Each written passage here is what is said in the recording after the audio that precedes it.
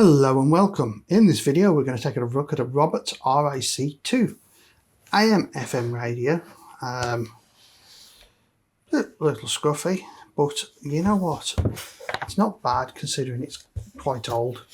So I'm going to actually show you how to take this apart to start off, and then we'll see if it works, how well it works. The first thing you need to know with these is how to get in to put a battery in them. You actually move this across this way and the piece of wood pings out, and then you see in here this large battery holder. So should we start off and see if we can even get anything from it, see if it'll give us any radio. I've got a 9-volt power supply set up here that I'm going to run it off rather than the battery, and straight up, live.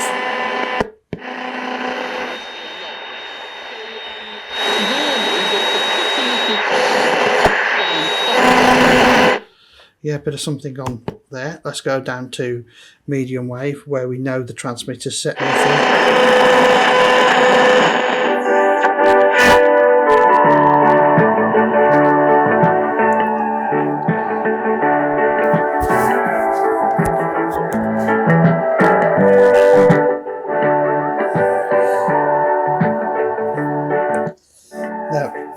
Quite amazingly, that's got quite a nice tone on it for medium wave.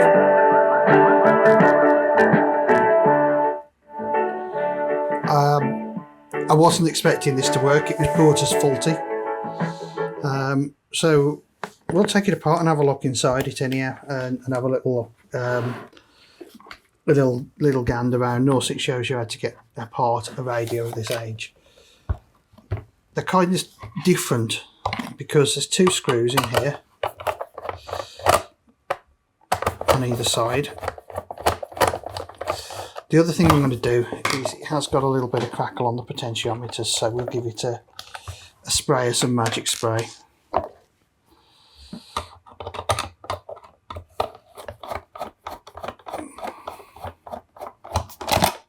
Who reckons I'm going to drop the screw? Okay, so far I haven't. It's out. I'm just going to give this a little push from inside so I can get to it at the top. Ooh, there's some crudice dropping out of that. Okay, there we go. There is the circuit. I will just refocus you, give me a second. So there is the circuit in the Roberts radio. We've got the 2 potentiometers here. We've got the tuning circuit here to a guide, a rather ample ferrite rod, a couple of bits of alignment, some electrolytic and some non-electrolytic capacitors, and here you can see there's 2 transistors here. They're germanium transistors. That is what's providing the audio amplification. That's about the limit of my knowledge on these. They're a little before my time, but okay. So I think what we'll do, we'll give the 2 potentiometers a bit of cleaner with some switch cleaner, the volume and the tone, and then we'll just generally give it a good clean. Just giving that a quick blow over, and half a beat has come out of it. So all I'm going to do is just through it here.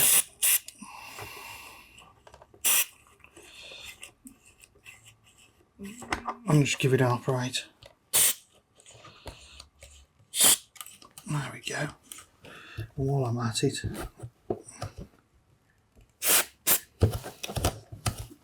give that a quick spray, and let's find the power terminal here. Pop the power back on, and we'll just make sure that, see if we got rid of the crackles.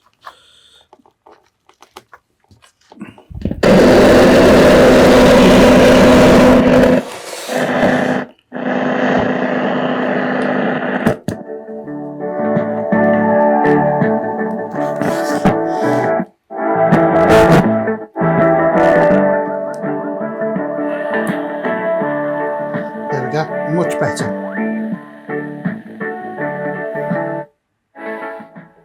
I'm not going to leave that playing because that's just slightly annoying.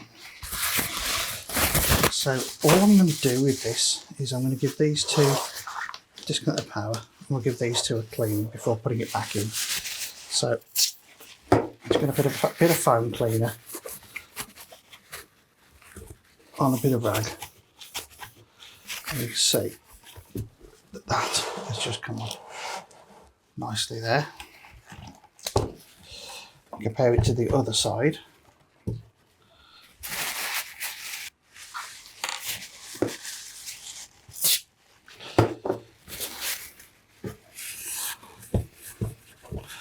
Again, just give this a clean, and I'm going to go and grab a paintbrush and we'll just give that a wipe off as well.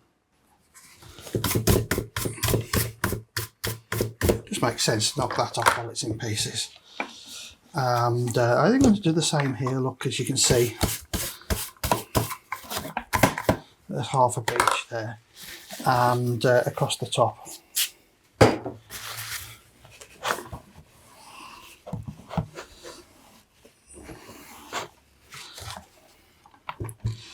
The idea of doing this now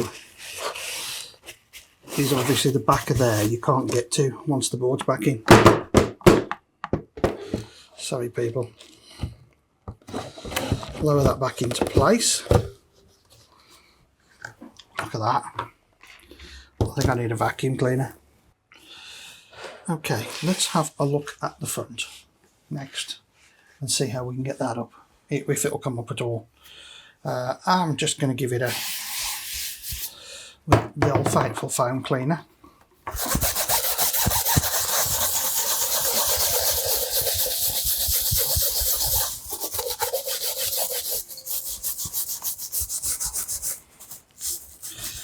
An old toothbrush and blue roll.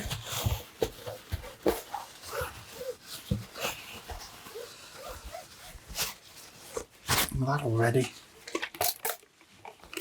is making quite a difference.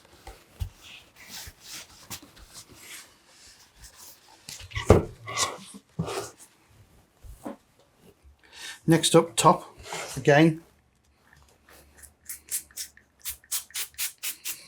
A little bit of foaming cleaner, and just going to go around the controls.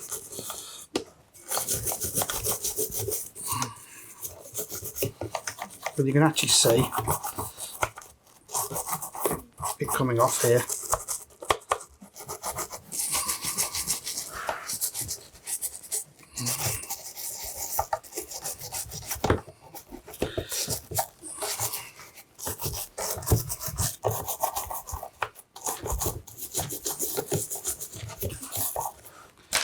Okay. Already. That's a difference. The spray contains isopropyl alcohol and a couple of other cleaners that we mix together for work that does a really good job of breaking down the foam cleaner. And straight up, that is so much cleaner. Not mint, but it's an old radio. And finally, give the back a clean.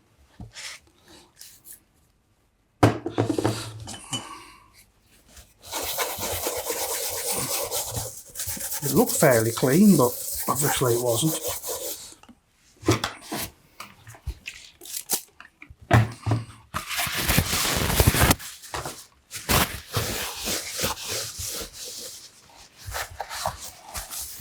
And while I've got it upside down, I'm going to put the screws back in to hold the two halves back together. One going in down here.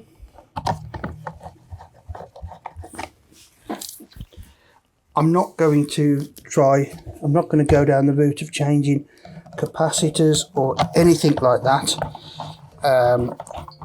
for two reasons. One, I don't think it needs it because it works well, and secondarily, I'm not sure with a radio of this age that if I was to do that, that I wouldn't find myself in a position where the radio needed realigning. Let's connect some power back up.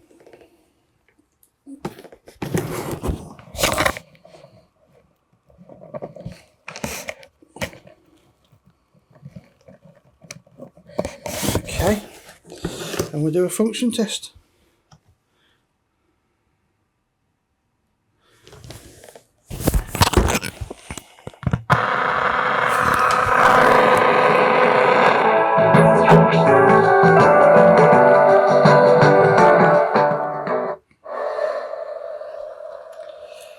Well,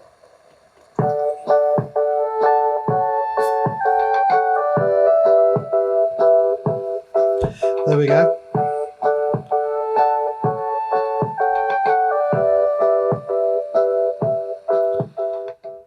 And I have to say, for what is quite an old radio, I'm just going to have a quick look. And you guys are going to be...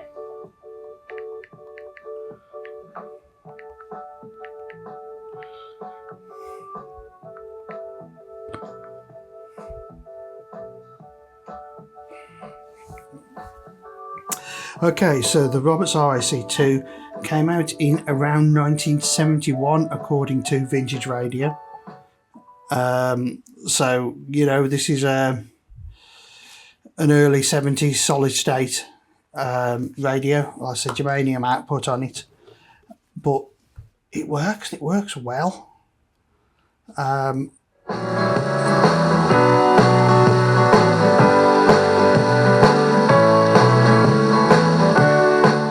And I have to say, I am absolutely surprised by the sound of it.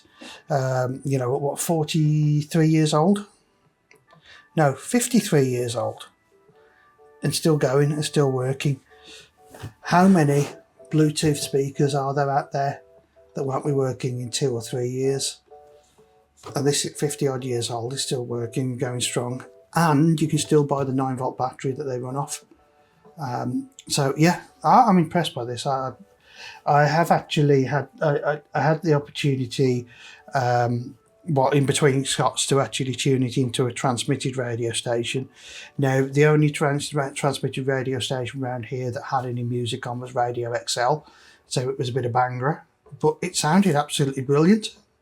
So, you know, yeah, if you want a nice little kickback radio, I'd recommend one of these. But thank you for watching. I hope you enjoyed, and I hope this has given you some insight into Roberts radios and how they do come apart and how to get into them. Thank you. Please hit the subscribe and the bell and everything else.